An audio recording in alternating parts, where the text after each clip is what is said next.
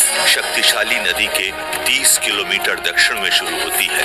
यहाँ एक खास बात है, सूखे नदी तल से फूटकर बहने वाला पानी का ये सोता, जिसकी गहराई कभी भी 5 सेंटीमीटर से ज्यादा नहीं होती। यहाँ से निकलने वाला मीठा पानी करीब 1 किलोमीटर तक बहने के बाद फिर से रेत में समा जाता है।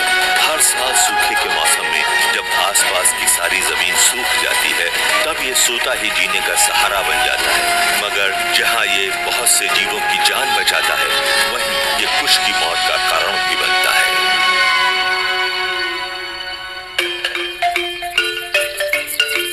सदियों से बड़े शिकारी जीव यहाँ घात लगाकर शिकार करते रहे हैं। इस प्राचीन जमी हुई तलछट में बने डायनासोरों के पैरों के ये निशान भी देखे जा सकते हैं। नाखूनों का नाम बताता है कि ये दैत्य मांसाहारी थे।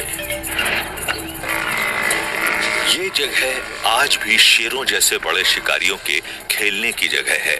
पर ऐसा यहाँ क्या है जो इसे इतनी खतरनाक जगह बना देता है?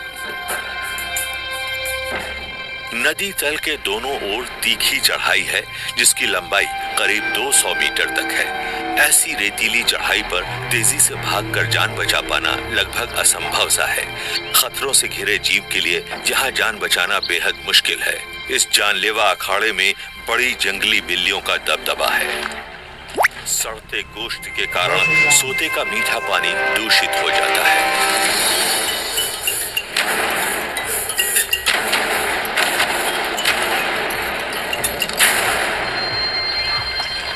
सूखे के इस मौसम में 1000 से भी ज्यादा भैंसे अपनी प्यास बुझाने के लिए हर दिन इस सोते पर आएंगे। भैंसे हर कीमत पर अपने आप को बचाएंगे। अपनी तादाद, अपने वजन, अपने जानलेवा सींगों और खुरों के कारण उनमें आत्मविश्वास है। जंगल के इन टैंकों पर हमला बोलने से पहले कोई भी शेर 2 बार सोचेगा जरूर। प्यास भले ही उन्हें यहाँ लेकर आती है, पर जान बचाए रखना उनका अंतिम उद्देश्य होता है।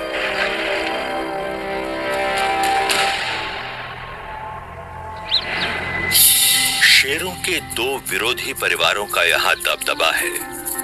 एक है कविंगा झुंड और दूसरा है मजुंगा झुंड। 10 साल पहले शानदार शेर कविंगा का इस इलाके पर राज था।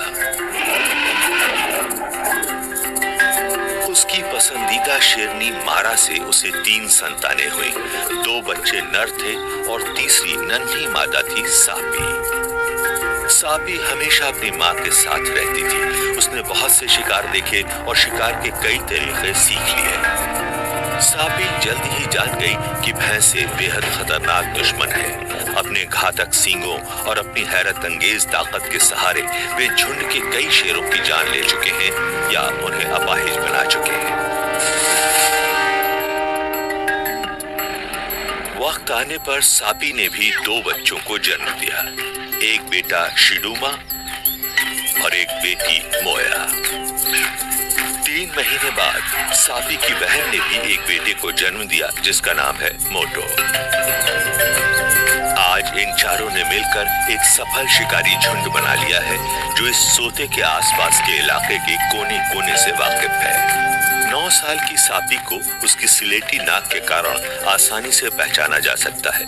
वो शिकार की कला में माहिर हो चुकी है। अब हर साल सूखे के मौसम में उसके बच्चे भी उसका हुनर सीखते जा रहे हैं। 3.5 साल का उसका बेटा शिडूमा अब काफी हद तक आत्मनिर्भर हो गया है। वैसे धीरज के मामले में अभी बहुत कुछ सीखना बाकी है, पर उसमें भारी भरकम जीवों से जूझने की हिम्मत और जिद है।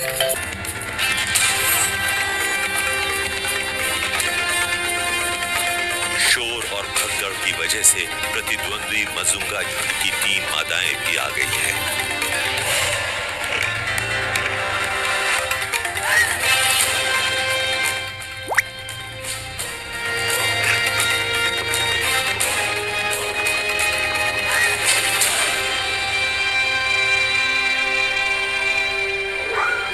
के विपरीत बूढ़ा मजबूत टैंक बच गया है। भैंसे की दुम भले ही कट गई है, लेकिन शेरों को पीछे हटना पड़ा है। खंजर जैसे सींगों वाला ललकारता हुआ खड़ा है।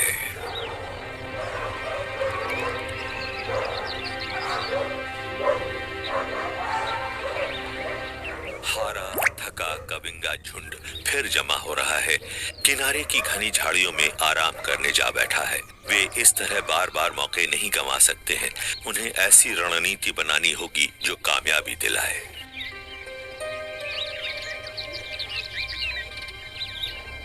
परेशानी की बात है, झुंड के कम उम्र शेरों में अनुभव की कमी है।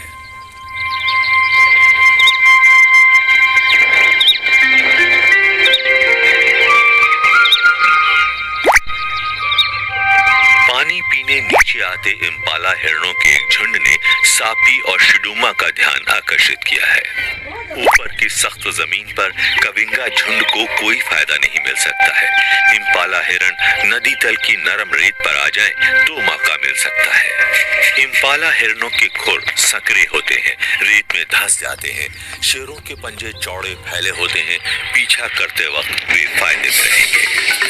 नौजवान शिडूमा ने पीछा शुरू कर दिया, पर उसने जल्दबाजी की है।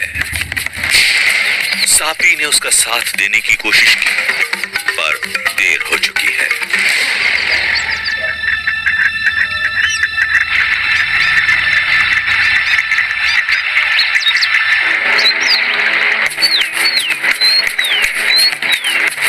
सापी को सोते के पास एक और इम्पाला हिरणों का झुंड नजर आया है। साथ में बोनस भी है, एक नौजवान कुडू हिरन भी साथ है।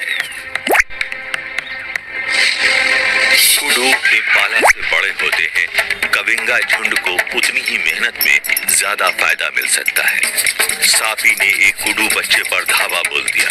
कुडू ने जान बचाने के लिए संकरा रास्ता चुना है। सापी यही चाहती थी। कुडू पूरी तरह फंस गया है, गंदले पानी से बाहर निकलने के लिए छटपटा रहा है। सापी उस पर टूट पड़ी है। शिकार सापी ने अकेले ही किया था, पर खाने के लिए मोया भी जा पहुंची है।